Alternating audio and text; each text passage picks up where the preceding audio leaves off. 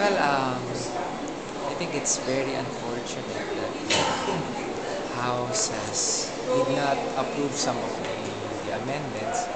As we have said, we do not oppose tax increases on cigarettes. We just want a reasonable and moderate tax increase.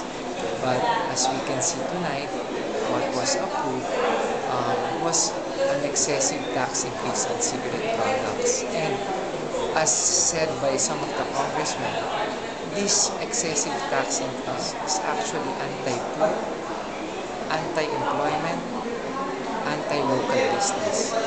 It will only promote smuggling in this country, and we do not foresee that the tax target being projected by the government um, will be attained.